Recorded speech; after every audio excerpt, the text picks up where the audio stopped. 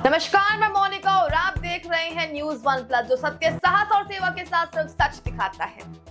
आज हम आपको एक ऐसी खबर दिखा रहे हैं जो ना सिर्फ डराती है बल्कि सोचने पर मजबूर करती है कि क्या हमारी फैक्ट्रियों की सुरक्षा इंतजाम बस कागजों तक सीमित रह गई है।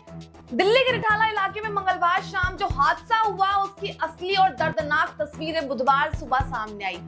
बुद्ध विहार के पास एक 4 मंजिला अवैध फैक्ट्री में आग लग गई और ये आग सिर्फ इमारत को नहीं, जिंदगियों को भी लील गई। करीब 200 गज के प्लॉट पर बनी इस बहुमंजिला इमारत में जब आग लगी तो अंदर से फंसे लोग चीखते चिल्लाते रह गए, लेकिन बाहर निकलने का कोई रास्ता नहीं था। नतीजा, 4 लोगों की जिंदा जलकर मौत हो गई और इन 4 में से अब एक की सिर्फ पहचान हो सकी है। बाकी 3 शव इतने बुरी तरह से झुलस गए हैं कि उनके सिर्फ अवशेष ही मिल पाए हैं। पुलिस ने शवों को पोस्टमार्टम के लिए बाबा साहेब अंबेडकर अस्पताल की मोर्चरी में भेजा था, जहां तक डीएनए टेस्ट से पहचान करने की कोशिश जो है वो की जा रही है।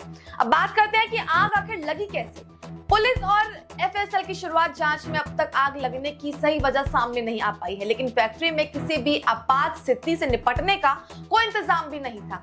एक ही एंट्री और एक ही एग्जिट पॉइंट की वजह से रेस्क्यू टीम जब दरवाजे पर तोड़ने लगी तब जाकर दमकल विभाग की गाड़ी अंदर गई और तब तक बहुत देर हो चुकी थी। फैक्ट्री जल रही थी। अवैध रूप से पुलिस ने बताया कि इस इमारत में 3 मंजिलों पर 3 अलग अलग फैक्ट्रियां चलती थी। ग्राउंड पर पहली मंजिल पर फैक्ट्री मालिक सुरेश बंसल और उनका बेटा नितिन प्लास्टिक बैग बनाते थे। वहीं दूसरी और चौथी मंजिल किराए पर आनंद नाम का एक शख्स को दी गई थी जो कपड़े का कारोबार करता था। तीसरी मंजिल पर रूम फ्रेशनर यूनिट चल रही थी जिसे राकेश अरोड़ा नामक व्यक्ति चलाता था।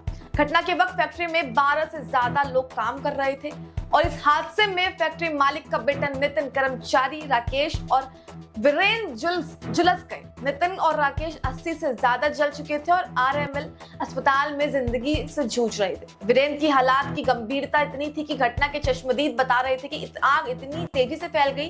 कई कर्मचारी सीढ़ियों से भागकर छत पर पहुंचे और वहां से पड़ोसियों को बिल्डिंग पर कूदाया। इनमें से महिलाएं भी शामिल थी, ललिता और नीलम। हालांकि ललिता और नीलम अब तक का कोई सुराग नहीं है। जो शव मिले हैं उनके परिजन ये दावा कर रहे हैं कि वो उनके नहीं हो सकते हैं, शायद उनके हो भी सकते हैं। एक अफवाह या एक हकीकत? आग लगने की वजह बनी इंसान की चिंगारी। इसी बीच इलाके में एक चर्चा तेज है कि क्या ये हादसा महज तकनीकी नहीं बल्कि एक इंसानी शख्सियत था। स्थानीय लोगों के मुताबिक फैक्ट्री मालिक और एक ठेकेदार के बीच पैसों को लेकर विवाद था। दावा यह भी किया जा रहा है कि ठेकेदार ने खुद पर पेट्रोल छिड़क कर आग लगाई और चलते हुए इमारत में दौड़ पड़ा। आधिकारिक रूप से इसकी पुष्टि तो नहीं हो पाई है, लेकिन पुलिस हर एंगल से जांच कर रही है। डीसीपी बोल रहे हैं कि केस दर्ज कर लिया है, जांच शुरू हो गई है। रोहिणी जिले के डीसीपी राजीव जंगन ने बताया कि इस हादसे के बाद आईपीसी धारा 304A के तहत केस दर्ज किया गया है। क्राइम टीम ने जो है फोरेंसिक एक्सपर्ट ने मौके पर सबूत जुटा लिए हैं। अब सवाल ये है कि क्या इस दर्दनाक मौत का कोई जवाबदेही होगा या फिर से ये हादसा बाकी हादसों की तरह फाइलों में दब कर रह जाएगा।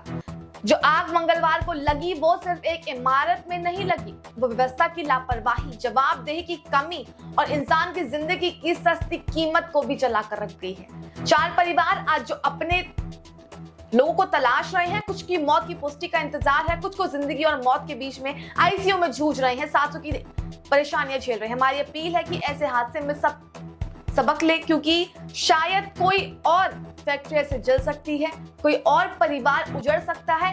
कई लोगों के शव इसमें अभी तक नहीं मिल पाए हैं। इस खबर से जुड़ी हर एक अपडेट आपको देते रहेंगे। इस खबर में तो बस इतना ही, तब तक के लिए नमस्कार।